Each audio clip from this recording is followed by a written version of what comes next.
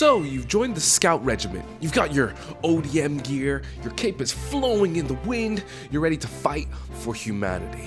Yeah, you're dead. I hate to break it to you, I'm not even gonna lie, you are 100% Titan food in this situation. Congratulations.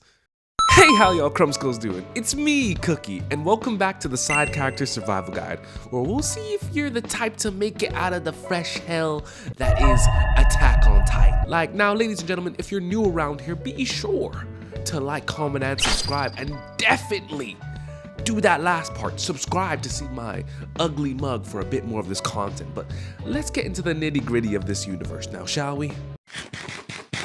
So, here's the problem about being a side character in Attack on Titan. You see, Attack on Titan is not just an anime. It's a public execution, right? With a budget, with just a pretty good budget, all things considered. If you are not one of the main characters, your entire purpose is to get grabbed mid-air, right? While screaming in the mouth of a Titan, and that's it. That's what your life's gonna amount to at the end of the day. Like, remember Thomas? You see, you don't remember Thomas, obviously, because he got introduced and deleted in the same episode. That's your future if you're not careful. Rule number 1, if you hear someone say charge, please, for the love of God, do not charge. Every time someone screams for humanity, right? What actually happens is, a mass donation to the Titan population. Ubered yourself straight to the jaws of a Titan, right? Yeah, and besides that, it never works. Name me one time that genuinely works. And if it does, only one of you, if you're lucky, makes it out alive. Even then, no one keeps formation when someone wants to lead a charge because, duh, we're facing nightmare fuel. If I was you, I'd come up with some nonsensical excuse. Trip, fake it, twist your ankle, hell, slice your Achilles, do anything that just makes sure that you're not on the front lines. Hell, hide behind the guy who said charge because he's got enough motivation for the rest of us and he can lead by example. Rule number 2 is pretty simple. Stop, please, for the love of God. Stop showing off, right? Why does every side character love to announce their presence like this? Just for a Titan to get free eats with their dinner bell, right? Once they've locked onto you because you're screaming. They know your position. If the ODM gear isn't loud enough, I'm sure your screams of triumphant glory will definitely announce your presence. Because at this point, it's not a fight. You're in an unskippable cutscene that ends with you having considerably less body mass. Here's your survival tip. Move with a bit of purpose, with a bit of gumption, right? Stop spinning like you're in a music video. Trust me, you are not General Beyblade over there, right? Only one character in the show can do that successfully, and it's not you. If a Titan is staring at you, you're already in danger. So please, for the love of God, don't do anything extra. Don't announce yourself. It's not going to end well. Rule number 3, if you get to name mid-episode, it's so over for you. I hate to break it to you. You ever notice how random soldiers will just get a personality just before they bite the dust? Yeah, this is Marco. He's kind, he's loyal, and wait, never mind. My boy didn't even get a full goodbye. Just pieces. Not funny? Alright, yeah, cool. I'll see myself out. Yeah. For this one, just stay irrelevant. Mind your damn business, right? Because if someone asks you about your dreams, say something like, I ain't got any. I didn't think I'd make it this far. Worse if you saw or heard something that you weren't supposed to see or hear. No, you didn't. Get the hell out of there, right? You didn't hear a thing because some people don't know how to, say it with me now, mind their business.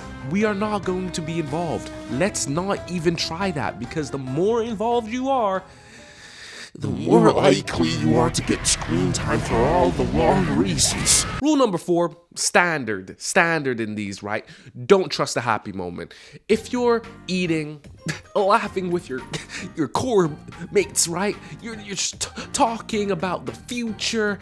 This is your final cutscene. This was just a nice little send-off for you, for all intents and purposes, which Attack on Titan loves doing this for some reason. They'll give you a wholesome squad moment. Really bring together the camaraderie of your group, right? And then immediately remind you that this is not that kind of show. Because if my goat Sasha didn't make it out, what chance do you got? The only advice I have for you is, just be miserable, bond with the squad, but just not too well. You know, not too well. If someone says something like, we'll make it back, separate yourself immediately. They're a liability. We're just trying to be alive. And rule number 5, guys, don't be like Eren. Pretty cut and dry with that one. Can't lie. Let's say you survive this, huh?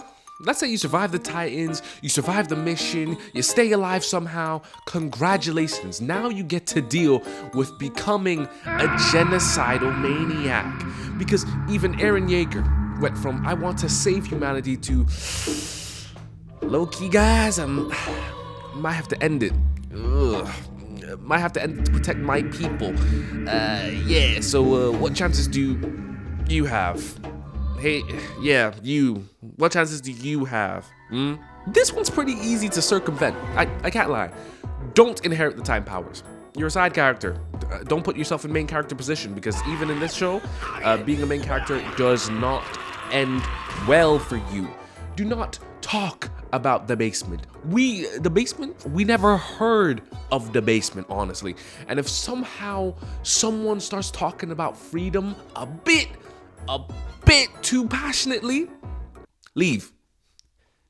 Just leave.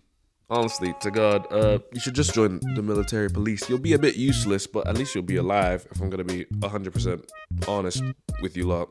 Anyway, here's some quick fire points to avoid being Titan din-dins, right? Number 1, if the camera focuses on you for more than 5 seconds, start saying your goodbyes. This is it.